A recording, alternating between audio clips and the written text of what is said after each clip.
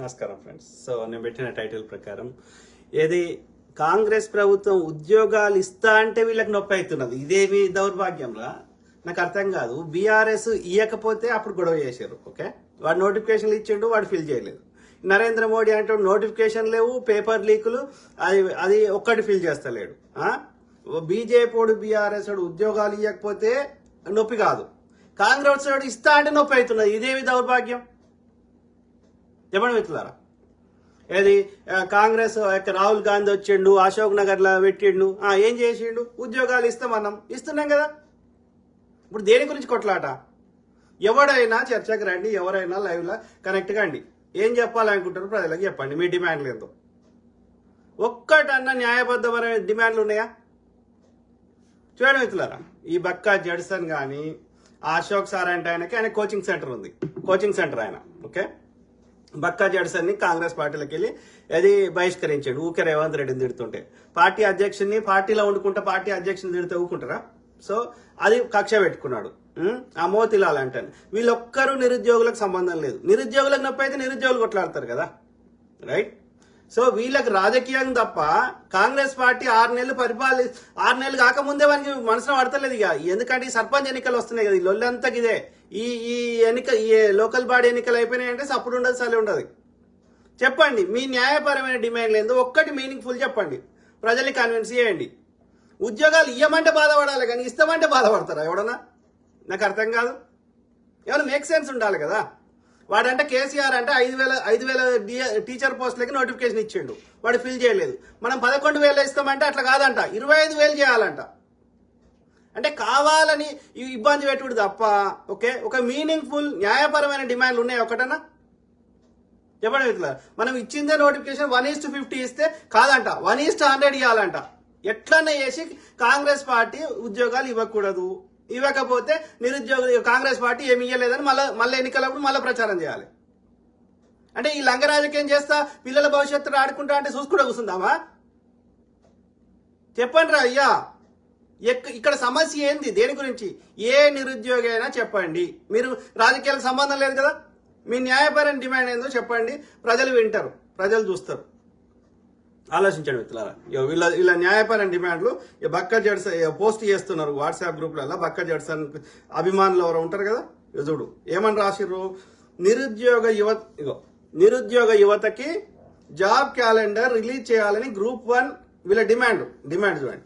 నిరుద్యోగ యువతకు ఉద్యోగ క్యాలెండర్ రిలీజ్ చేయాలని గ్రూప్ 1, గ్రూప్ 2, గ్రూప్ 3 2 లక్షల ఉద్యోగాలు పెంచుతూ, చూసారా, గ్రూప్ 1, గ్రూప్ 2, గ్రూప్ 3 2 లక్షల ఉద్యోగాలు పెంచుతూ, డిఎస్సి 3 నెలలకు వాయిదా వేస్తూ 25,000 పోస్టులతో మెగా డిఎస్సి ప్రకటించాలని గత 11 రోజులుగా ఆమర నిరాహార దీక్ష చేపట్టిన కాంగ్రెస్ పార్టీ సీనియర్ నాయకుడు, ఉద్యమ నాయకుడు, దళిత జాతి ముద్దుబిడ్డ బక్కా జడ్సన్ ఆరోగ్య పరిస్థితి విషమించడంతో దీక్ష విరమించాలని విద్యార్థులకు అండగా ఉండి పోరాటం చేయాలని కోరితే అందుకు సమ్మతించి దీక్ష విరమించిన బక్కా జడ్సన్ ఆరోగ్య పరిస్థితిపై మాట్లాడి జూలై 15న జరిగే అన్ని సమస్యలపై చలో సెక్రటేరియట్ కార్యక్రమాన్ని దిగ్విజయం చేయాలని తన మద్దతు కోరడం జరిగింది. ఇందులో బీసీ జనసభ అధ్యక్షులు, విద్యార్థి నిరుద్యోగ యువత గౌరవ అధ్యక్షులు రాజారాం యాదవ్ గారు, హిందూ బీసీ మహాసభ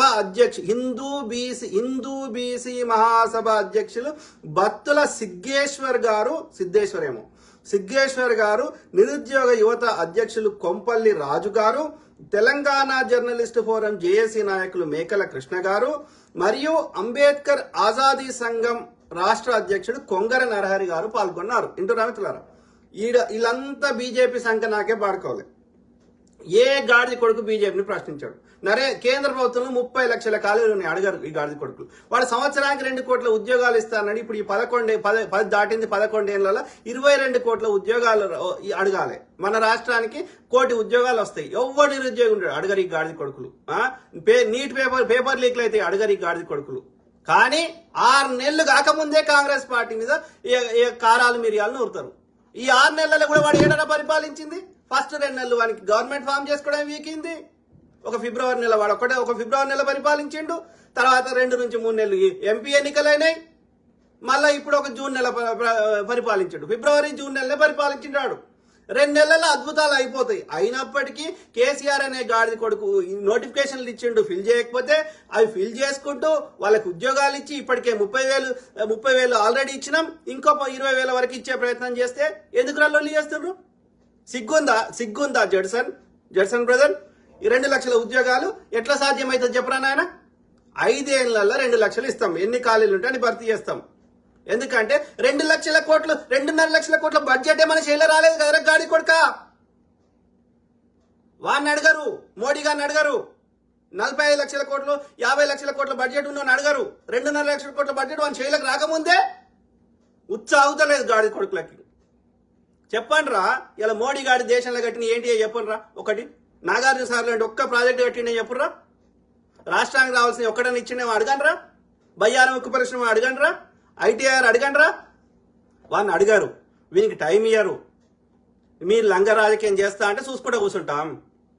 ఆంధ్రలో లెక్క తెలంగాణ ప్రజలు ఎడ్డి నా కొడుకులు కాదు. తెలంగాణ ఉద్యమాల గడ్డ, చైతన్యం గల గడ్డ. ఎవడేందో ఉట్టినే బస్సు కడతారు. నాకు తెలియదా? కాంగ్రెస్ పార్టీ నిజంగా చేయకపోతే మేము అడగమా? అరే 1 to 2 years టైం ఇవ్వండి రా అయ్యా. వాడు రైట్ డైరెక్షన్ లో పోతున్నాడు.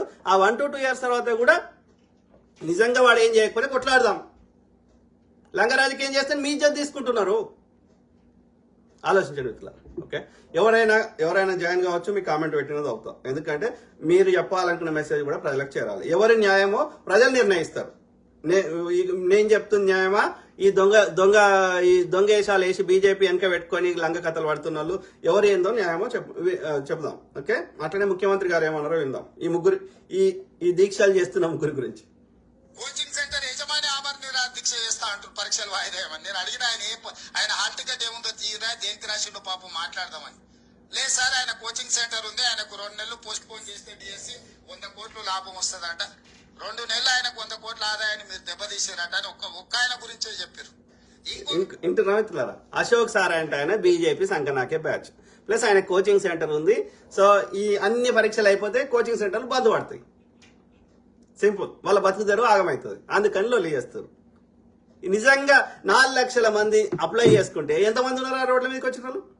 బీజేపీ బీఆర్ఎస్ అంకనాకే కొద్ది మంది వాళ్ళు ఇచ్చే చిల్లర తీసుకుని ఒరేటోళ్ళు తప్ప 99% మంది ఆ 4 లక్షల కోట్ల అభ్యర్థులు వాళ్ళు చదువుకుంటున్నారు. ఎప్పుడు పెట్టినా ఇదే ఉంటది. ఒక పరీక్ష ప్రిపేర్ అయినాడు ఇంకో పరీక్ష రాయగలుగుతాడు. ఎంసెట్ ప్రిపేర్ అయినాడు ఐఐటికి ప్రిపేర్ అయినాడు ఎంసెట్ రాయలేడా? చెప్పండి రా అయ్యా. They are all very similar ఉంటాయి. అర్థమైందా? కాంపిటేటివ్ ఎగ్జామ్స్ లో దాదాపు యూపీఎస్సీకి ప్రిపేర్ అయినాడు గ్రూప్ 1 రాయలేడా? చెప్పమానండి. ఒక్క యూపీఎస్సీ అభ్యర్థిని పిలవండి, జెన్యున్ గా చదువుకునే పిల్లల్ని పిలవండి. ఎవడు మైపాల్ యాదవ్ ఆడవడు ఇంకోడో వాళ్ళు ఏది రాజకీయం చేసేటోళ్ళం కాదు. జెన్యున్ గా పిల్లలు నిజంగా కష్టపడి చదువుతున్నారు.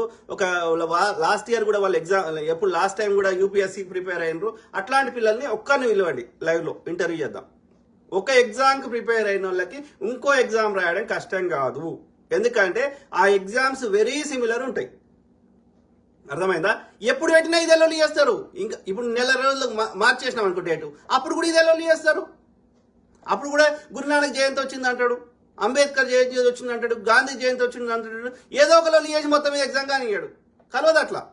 ఈ సంవత్సరము ఫిల్ చేస్తాం, వచ్చే సంవత్సరం మళ్ళీ ఎన్ని ఖాళీలు ఉన్నాయి, ఎన్ని ఆర్థిక శాఖ అప్రూవల్ చేస్తే అన్ని భర్తీ చేస్తాం. ఇది నిరంతర ప్రక్రియ.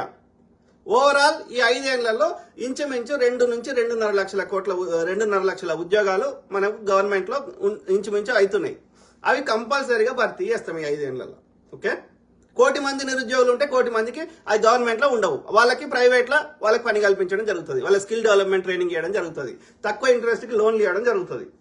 ఓవరాల్ ఈ 5 ఏళ్లలో ఎంత మందికి అయితే అంతమందికి పని కల్పించడం జరుగుతుంది. వాళ్ళ బతుకు తెరువు చూపించడం జరుగుతుంది. ఓపిక పట్టాలి. దేనికి లొల్లి చేస్తున్నావు? వాడు వచ్చే రోజులు అయింది, అయినా 30,000 ఫిల్ చేసిండు.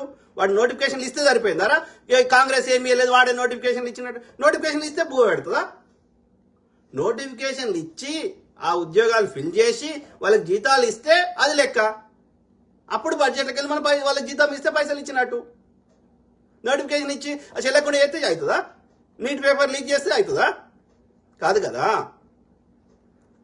కామన్ సెన్స్ మాట్లాడేటప్పుడు ఏదైనా కామన్ సెన్స్ మాట్లాడాలి. వాడు నోటిఫికేషన్ ఇచ్చి నేను కూడా ఇప్పుడు కాంగ్రెస్ ఇస్తుంది నోటిఫికేషన్, ఫిల్ చేయకపోతే మీరే అడగరారా? అరే వాడు నోటిఫికేషన్ ఇచ్చిండు ఫిల్ చేయలేదు, వాడిని ఏం తెలివి అని అనరా? కేసీఆర్ అనలేదా? ఎవడు ఫిల్ చేస్తే వానికి క్రెడిట్ పోతుంది. ఎందుకంటే మనం వాళ్ళకి ఫిల్ చేసి వాళ్ళకి బతుకు తెరువు చూపెట్టి వాళ్ళకి జీతం ఇస్తే దాన్ని కౌంట్ చేస్తారు. నోటిఫికేషన్ ఇస్తే చెల్లుతుందా? నో, అట్లా ఉండదు. అట్లా నోటిఫికేషన్ ఇచ్చారంటే వాడు ఉన్న కాలేజీలకు అన్నీ ఇవ్వాల్సి ఉండే. ఈ 11 ఏళ్ళ ఇచ్చిండా? వాడు 5,000 ఇస్తా అంటే మనం 11,000 చేస్తే కాదంట 25,000 చేయాలంట. ఎట్లా చేసి కాంగ్రెస్ ప్రభుత్వాన్ని ఇబ్బంది పెట్టాలి. వాని దగ్గర బడ్జెట్ లేకుండా వాడేమంటాడు హరీష్ రావు గారు, వాడు యొక్క ఏది కుట్రలు చేసే నా కొడుకు ఏమంటారు రౌడీ గాడు, ఏది హరీష్ రావు గారు యొక్క ఇది రైతు ఇది అంటే యొక్క న్యాయపరమైన డిమాండ్లు లేవు.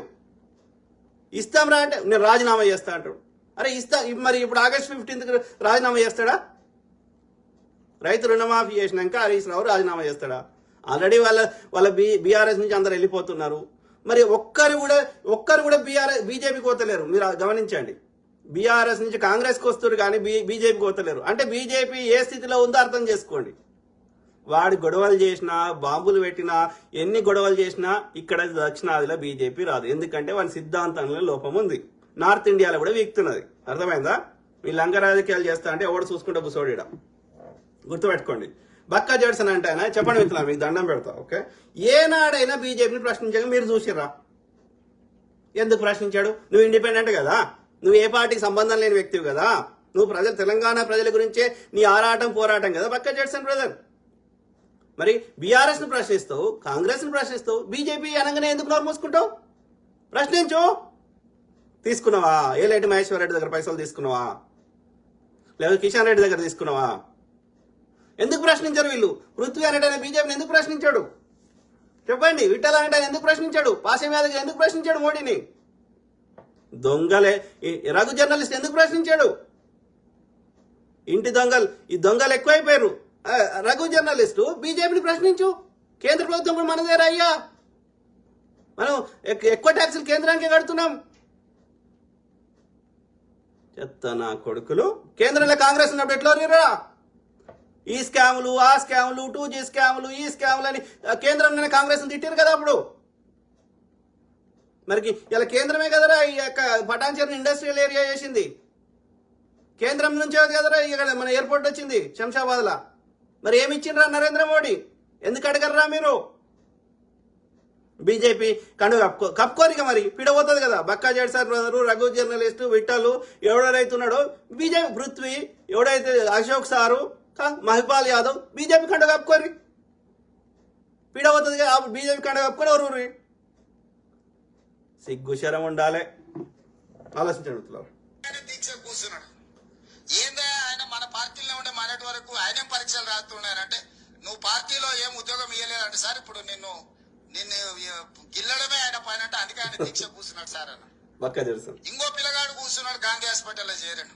అరే పాపం నాకు తెలిసినోడు ఆ పిల్లగానికి ఏమన్నా కానీ ఏం పరీక్ష రాస్తున్న అవసరం అయితే స్పెషల్ కోచింగ్ అని ఇప్పిద్దాం అంటే ఆయన ఏం పరీక్ష రాస్తున్నాడు సార్, ఆయనకు లీడర్ చెప్పినట్టు నువ్వు చేస్తే బాగా పేరు వస్తుంది, నీకు నేను చూసుకుంటా పో అని.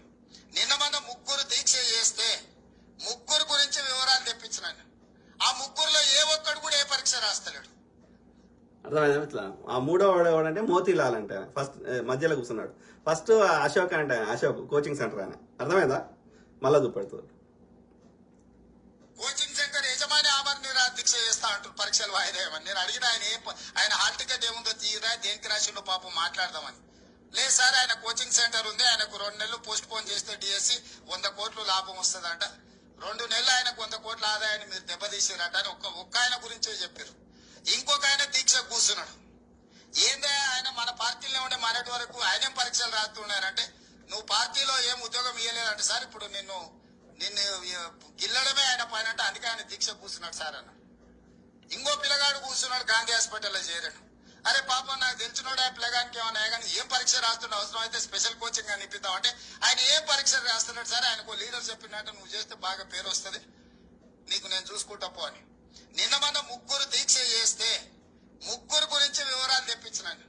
ఆ 3లో ఏ ఒక్కడు కూడా ఏ పరీక్ష రాస్తలేడు. అర్థమైందా మిత్రులారా? సో సీఎం గారు చెప్పారు, నేను చెప్తున్నా, ఇంకా అనేక మంది చెప్తున్నారు. సో నిరుద్యోగులారా, ఇంకా ఎవరైతే నిజంగా జెన్యున్ గా ప్రిపేర్ అవుతారో, నో మీరు ప్రిపేర్ అవుతారో నాకు తెలుసు. సో ప్రిపేర్ కండి. ఓకే, తప్పకుండా మీకు ఒక బతుకు తెరువు కనిపిస్తుంది. దాంతోపాటు మీరు ఏమన్నా వేరే ఏమన్నా నేర్చుకుంటా అంటే, వేరే స్కిల్ ఏమైనా నేర్చుకుంటా అంటే తప్పకుండా ప్రభుత్వం ఆ రకంగా మీకు కావాల్సిన సహాయ సహకారాలు అందిస్తుంది. అట్లనే మీరు సొంతంగా వ్యాపారం పెట్టుకుంటా అంటే తప్పకుండా తక్కువ ఇంట్రెస్ట్కి లోన్లు ఇప్పించే ప్రయత్నం చేస్తాం. మీకు మీ చేయిలో పైసలు అయ్యేటట్టు చేస్తాం. ఓపిక పట్టండి.